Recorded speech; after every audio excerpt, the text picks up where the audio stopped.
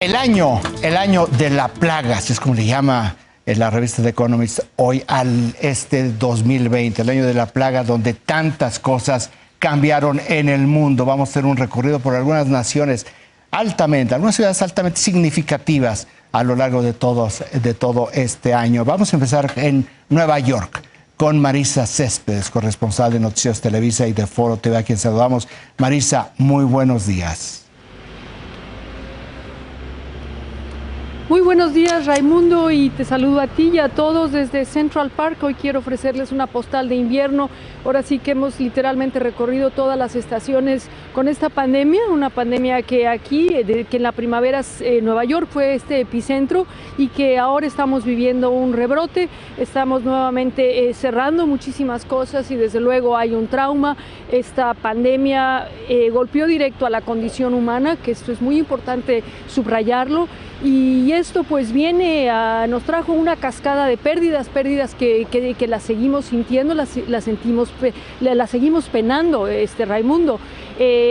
Aquí en esta ciudad han fallecido 24,000 personas, es una cifra brutal porque sabemos que no son números, son personas, seres humanos con familias, con historias, y esto pues cala muy hondo en el corazón de los estadounidenses, en Estados Unidos en sí, un país golpeadísimo por esta pandemia, y ahora estamos viendo cómo merma, cómo cala.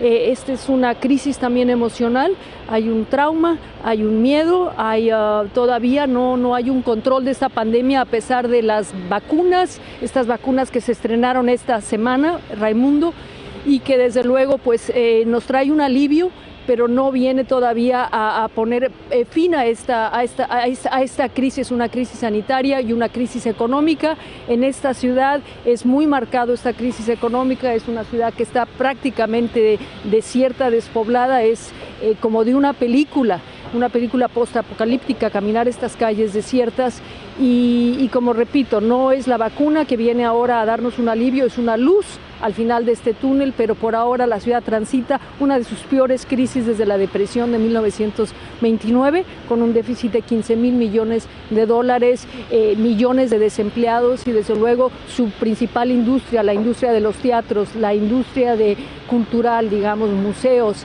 conciertos, todo esto está apagado y esto pues es impresionante, inquietante y estremecedor. Sentirlo todos los días simplemente caminando por estas calles de la Gran Manzana y desde luego se siente lo que se permea, es este sentir, Raimundo, de una crisis muy profunda, una crisis que desde luego nos ha transformado a todos en este año 2020. Raimundo. Muchas gracias por este reporte, muchas gracias por todo este año que nos cambió todo. Cuídate mucho, muy buenos días. Muy buenos días, Raimundo. Gracias. Marisa Céspedes. Ahora nos vamos a Roma con Valentina Alarraqui. Valentina, muy buenos días aquí en la Ciudad de México. Buenas tardes allá en Roma. Italia, el país que en la primera hora de la pandemia fue totalmente sacudido. ¿Cómo termina este año emocionalmente allá en esa nación, la gran bota europea? Pues mira, Raimundo, con mucha preocupación, ante todo buenos días. Tú sabes que Italia fue el primer país golpeado por la pandemia aquí en la Unión Europea, pues ahora, después de todos estos largos meses, es el país con el mayor número de decesos en la Unión Europea. El año acaba con preocupación. ¿Por qué? Porque no sabemos ni siquiera lo que viene en los próximos días y ya nos están hablando de nuevas restricciones para las fiestas navideñas, posiblemente se anuncien esta noche o mañana, y ya nos están hablando claramente de una tercera ola. Pasamos un confinamiento muy duro, muy estricto los meses de marzo y abril. Durante el final de la primavera, inicio verano, parecía que Italia se estaba reponiendo de esta crisis, que no es solo una crisis sanitaria, es una crisis económica, es una crisis moral, es una crisis de esperanza para la gente. Y bueno, después se vino el verano, las aperturas, los viajes y otra vez una segunda ola muy fuerte con un número creciente todos los días de nuevos casos de contagio y de nuevos decesos. Hay una imagen que yo quisiera recordar de este año que nos cambió a todo, pero yo quiero insistir es que fue un año en que yo creo que ninguno de nosotros jamás nos habríamos podido imaginar vivir. porque es que vivimos como si hubiésemos estado en una guerra, con un enemigo invisible y todavía estamos en esa guerra. Yo tengo una imagen presente que es la de los camiones militares que se llevaban a los ataúdes fuera de la ciudad de Bérgamo, la más afectada durante la primera fase de la pandemia, porque no se daban abasto los crematorios, las iglesias, para poder darle sepultura, poder cremar a estos cuerpos, muchos de los cuales se quedaron sin nombre. Y estas muertes, una detrás de otra, de las que oímos hablar día tras día, que se han vuelto números finalmente, pero detrás de cada muerte hay una persona, y sobre todo sabemos que la gran mayoría de las personas que fallecen han fallecido solas, lejos de sus familiares. Eso creo que ha sido algo que a todos nosotros nos ha entrado muy dentro, primero porque nos hemos dado cuenta de la fragilidad de todos. Aquí no hay diferencia entre ricos, pobres, negros, blancos, buenos y malos. Todos podemos ser víctimas de esto. Esto te afecta a nivel, yo creo, psicológico, porque es algo es como una presencia, una amenaza con la que vives constantemente.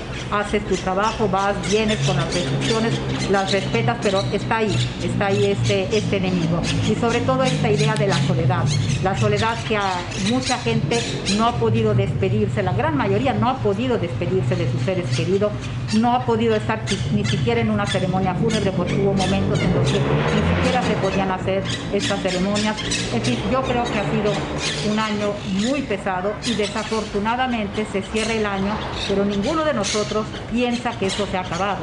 Sabemos que en las próximas fiestas va a haber muchas restricciones, pero seguramente va a haber muchas familias que no respeten esas restricciones y se reúnan para las fiestas, para fin de año, y la tercera ola está ahí, está en enero, con todo lo que eso representa para Italia, con este gran número de contagios, este gran número de decesos, que te digo ya es el país con el mayor número de decesos aquí en la Unión Europea.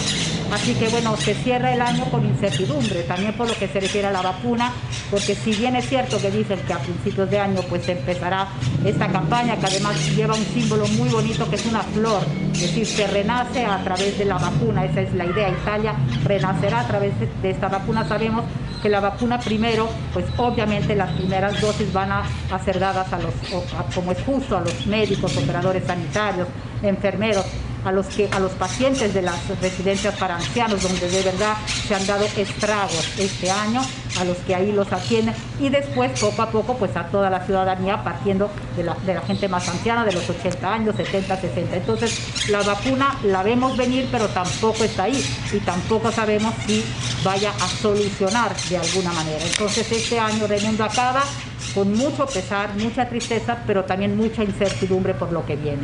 Valentina, muchas gracias y muchísimas gracias por todo el trabajo tan difícil de este año. Síguete cuidando mucho, Valentina. Muchísimas gracias, Raimundo. Ustedes también cuídense mucho. Nos vamos ahora a Madrid con Alberto Peláez. Alberto, buenas tardes allá en Madrid. Buenos días aquí desde la Ciudad de México. Platícanos el final de este año que no termina en las angustias, frustraciones, en la incertidumbre, como nos decía hace unos minutos Valentina Larraqui. Alberto. Así es, Raimundo, ¿qué tal? Buenos días. Pues mira, detrás de mí está la famosa Puerta de Alcalá, que tiene más de 2 siglos y medio, desde 1778, y ha visto y ha vivido muchas cosas, Raimundo. Ha vivido las guerras carlistas del siglo XIX, ha vivido también la Guerra Civil Española, el nacimiento de la democracia en España en el año 75, y está viviendo y estamos viviendo algo que nunca imaginamos que podríamos vivir, con las consecuencias terribles, que es una pandemia con unas consecuencias realmente irremediables, y que vamos a ver cómo termina. Deja la pandemia en este año en España más de 70.000 muertos, a pesar de que el gobierno dice que son algunos menos.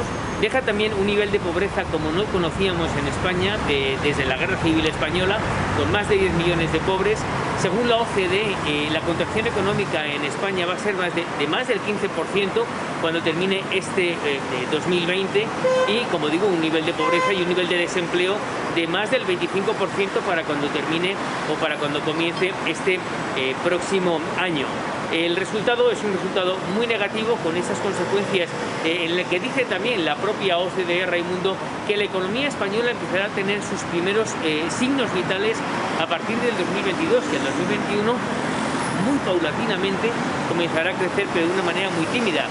Y eso pensando que la vacuna, que efectivamente comienza en España y en el resto de Europa el próximo domingo 27 de diciembre, empiece en una medida rápida para todos los españoles, los 47 millones de españoles, para que se pueda hacer una vida entre comillas normal. Muchos españoles están ya viendo, están poniendo los ojos en el verano del 2021 a ver qué tal, y en la Semana Santa, aunque por ejemplo ya se ha dicho que la Feria de Abril de Sevilla no se va a llevar a cabo tampoco este año próximo. Es decir, vamos todavía reiniciando y reiniciando, viendo cuándo podemos empezar a ver los primeros haces de lo que queremos que sea una vida como fue hasta el mes de marzo del 2020, Raimundo. Muy bien, Alberto, muchísimas gracias por este reporte, muchísimas gracias por todos los reportes a lo largo de este año. Síganse cuidando mucho allá en Madrid. Igualmente un abrazo, feliz Navidad.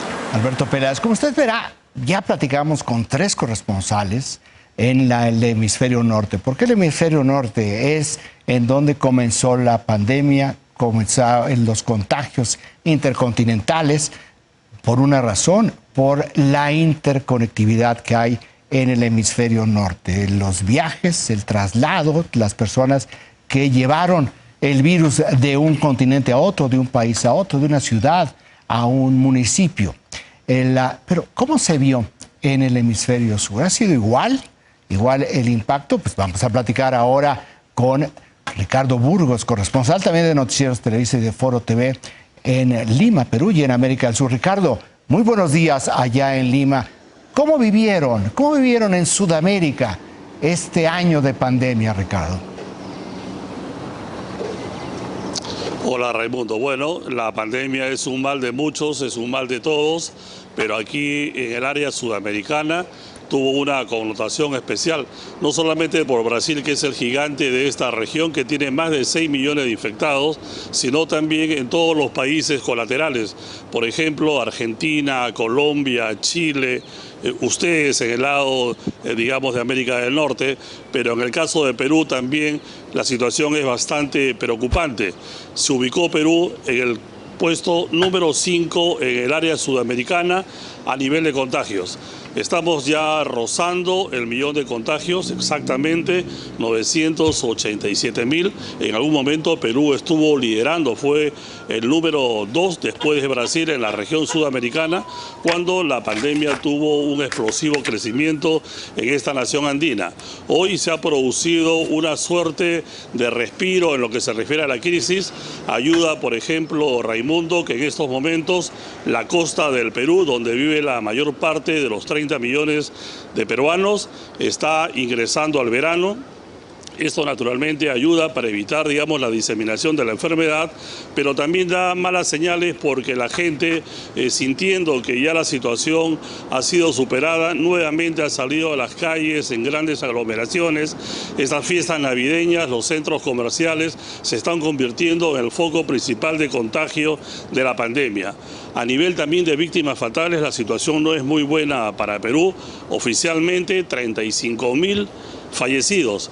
Pero esta es la estadística oficial. Sin embargo, son cifras que no se han sincerado y realmente son más de 60.000 las personas que han muerto aquí en Perú a raíz de la pandemia. Oye, en el plano económico la situación también sí, Raimundo. No, Ricardo, te quería preguntar, ¿no te parece que una de las imágenes que van a ser de las grandes imágenes porque refleja el drama de todo lo que se vivió, de todas las deficiencias, de cómo fue la sorpresa, son las personas muertas en las calles de Guayaquil?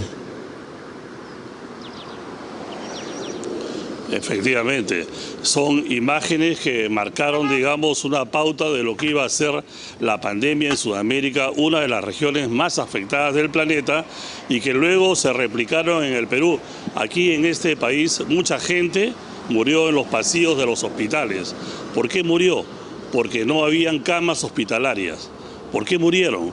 porque las unidades de cuidados intensivos no habían tampoco las camas necesarias y además no habían los equipos de ventilación mecánica. ¿Y por qué murieron también muchas más personas, Raimundo? Porque no había simplemente oxígeno medicinal.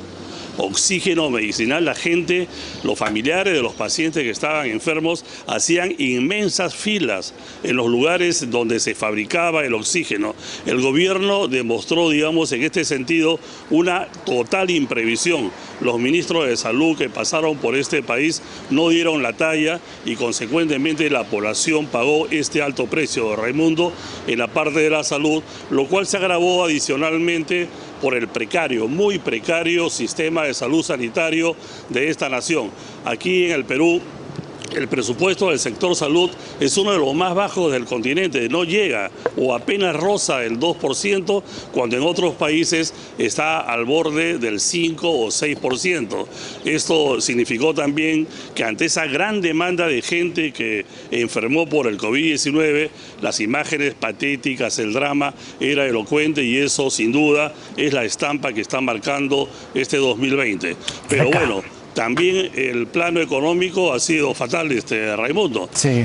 Aquí, por ejemplo, hay usualmente un 20% es un colchón de pobreza natural que tiene el país, pero a raíz de la pandemia se está agregando o está en riesgo otro 34% de peruanos. Es decir, uno de cada 3 peruanos está en riesgo de caer en la pobreza. Ricardo. Es una situación inédita que no se veía en el Perú.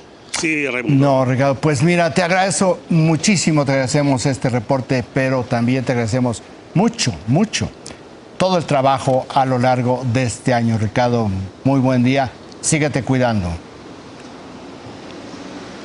Gracias, Raimundo.